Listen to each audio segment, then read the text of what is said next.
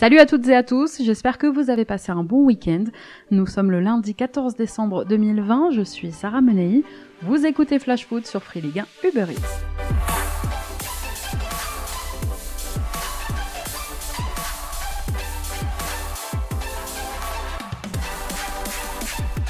On commence la semaine avec une terrible nouvelle tombée ce matin. Gérard Houllier est décédé, il avait 73 ans.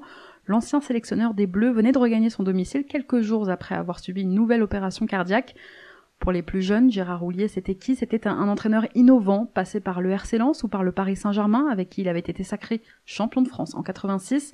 Gérard Houllier, c'était surtout l'homme grâce à qui Liverpool avait vécu une véritable renaissance entre 98 et 2004, avec une année 2001 exceptionnelle marquée entre autres par 4 trophées, dont une coupe de l'UEFA, l'équivalent aujourd'hui de l'Europa League. Les supporters des Reds l'ont dans leur cœur.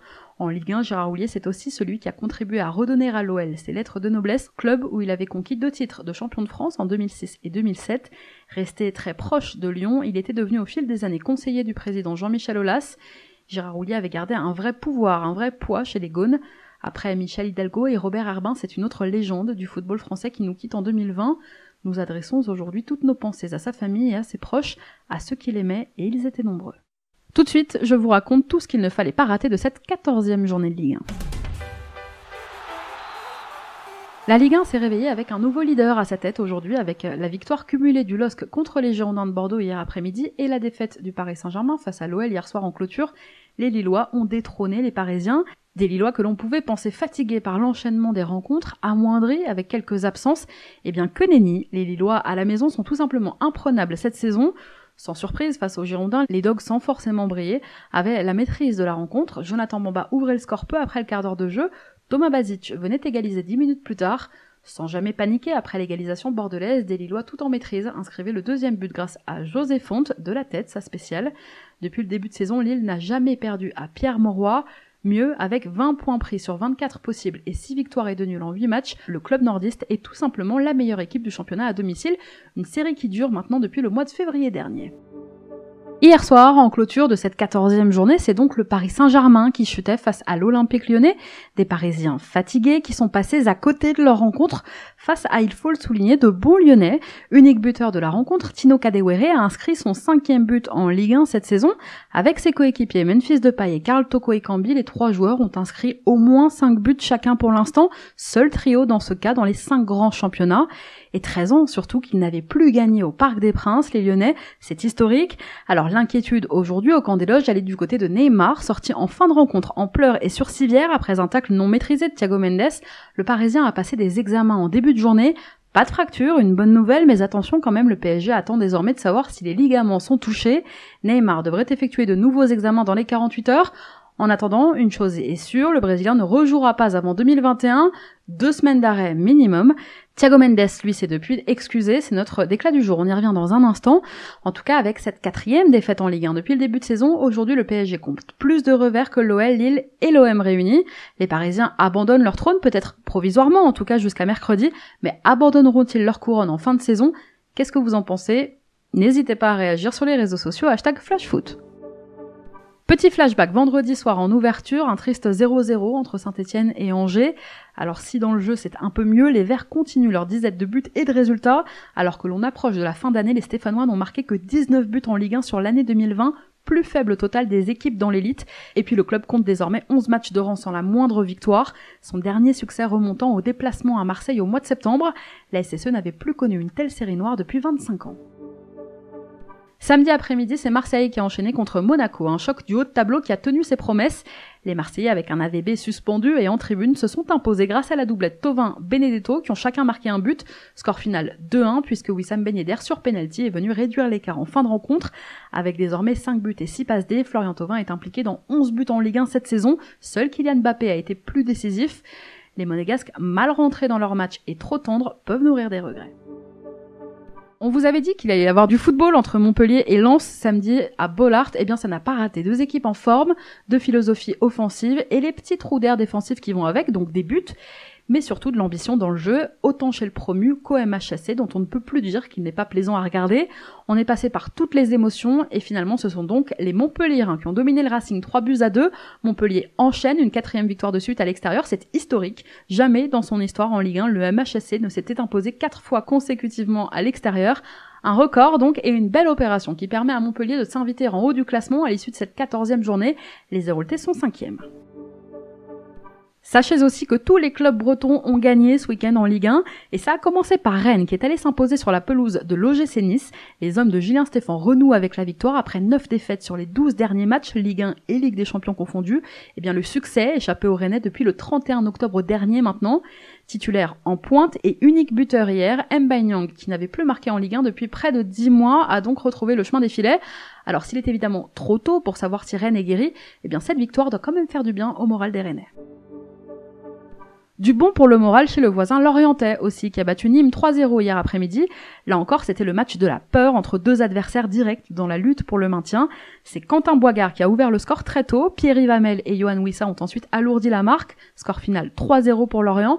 Cette victoire, la première depuis le 17 octobre dernier, donne une bouffée d'oxygène aux hommes de Christophe Pélissier qui sortent de la zone rouge puisqu'ils sont 17e à l'issue de cette 14e journée. On leur souhaite que ce soit le début d'une série. De son côté, c'est Brest qui a un peu plus enfoncé le stade de Reims dans la crise. Un succès 2-1 grâce à Franck Honora et Steve Mounier.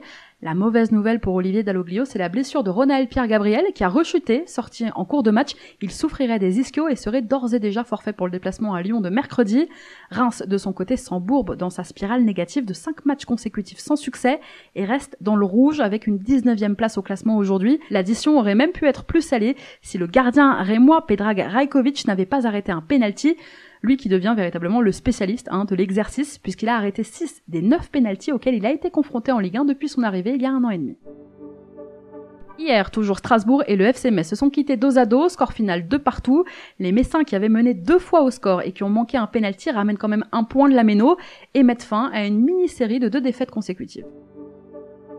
Match nul aussi entre Dijon et le FC Nantes, une semaine après la lourde défaite des Nantais 4-0 face à Strasbourg et 5 jours après le remplacement de Christian Gourcuff par Patrick Collot. Nantes reste très fébrile sur le terrain. Face à un dernier de Ligue 1 privé de plusieurs de ses cadres, eh bien les Canaries n'ont certes pas perdu, mais ont inquiété. D'ailleurs, avant la rencontre, la manifestation de supporters nantais a dégénéré. 2 heures avant le coup d'envoi, ce sont près de 300 supporters qui ont manifesté leur colère aux abords de la Beaujoire en demandant le départ du président Valdemar Kita.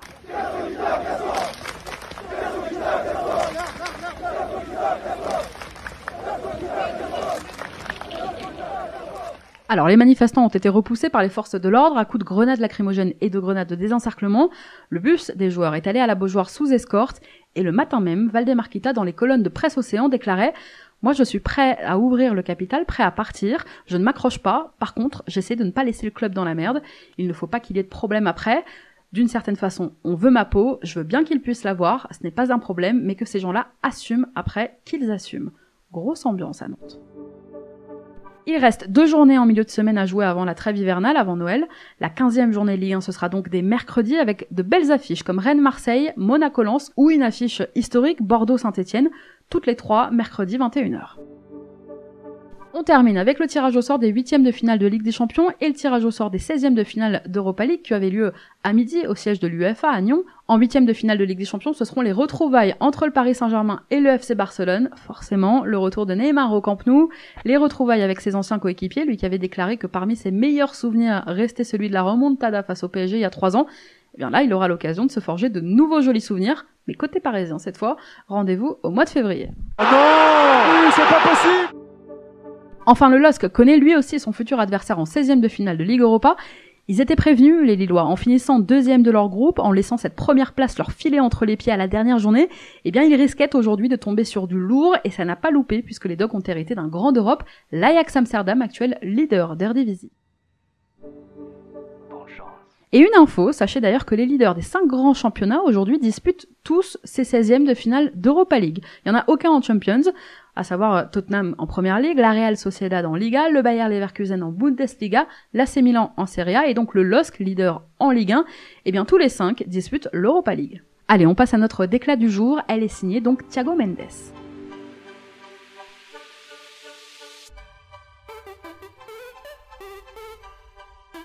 C'est mon cœur qui parle. Et vous avez un chef d'espoir qui est une grosse bite. Il faut pas avoir la grippe.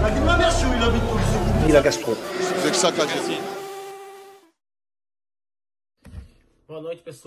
Dans un message en portugais publié hier soir sur son compte Instagram, Thiago Mendes a présenté ses excuses à Neymar. Je le cite, « Neymar est l'un des meilleurs joueurs au monde, les erreurs ça arrive, mais je suis ici pour demander sincèrement pardon à Neymar, j'espère que ce n'est pas grave ». Pas sûr que ce message calme vraiment la colère de Neymar Senior, le papa du joueur qui lui aussi a réagi hier soir sur les réseaux sociaux. On ne prend pas les mesures nécessaires durant tout le match. Pendant le match où Neymar a subi sa traditionnelle douzaine de fautes, toujours violentes, cela encourage ce genre de joueur et ce genre d'attitude jusqu'à quand la victime sera fautive. Allez, on vous partage notre coup de cœur de la semaine dans Flash Foot. Tu le sais, je te l'ai dit dans la colline. Mais j'adore! Tu t'aimes d'une façon que c'est pas possible de le dire. Tout le temps je te vois, tout le temps je te parle. Le coup de cœur cette semaine, il est pour le Lyonnais Lucas Paqueta. Lorsqu'il est arrivé à l'OL au bout du mercato au mois de septembre, on pouvait être un peu dubitatif. Espoir brésilien de 23 ans, un peu perdu à l'AC Milan, il arrivait dans un secteur de jeu où l'OL, même après le départ de Lucas Touzard, n'avait pas nécessairement besoin de recruter. Juninho a insisté et il avait raison. Dimanche soir, comme à presque chacune de ses sorties désormais, Lucas Paqueta a montré que le club avait bien fait de miser 20 millions d'euros sur lui, et ce, même si ça doit laisser le jeune Maxence Cacré un temps sur la touche. Hier soir, au Parc des Princes, Paqueta a revêtu son costume de leader, celui capable d'aller au combat, de récupérer des ballons, de multiplier les fautes intelligentes pour casser les contres parisiens. C'est pas pour rien qu'il a été le Lyonnais le plus présent dans les duels, un travail de l'ombre qui ne l'a pas empêché quand même Lucas Paqueta de mettre en avant sa jolie patte gauche, puisque côté technique et finesse, eh bien, il a encore affiché de belles inspirations. Sa forme du moment ne peut pas être étrangère au bon résultat de l'OL en ce moment. Merci à tous d'avoir été avec nous, c'était Sarah Menei, vous écoutiez Flash Foot, on se retrouve demain.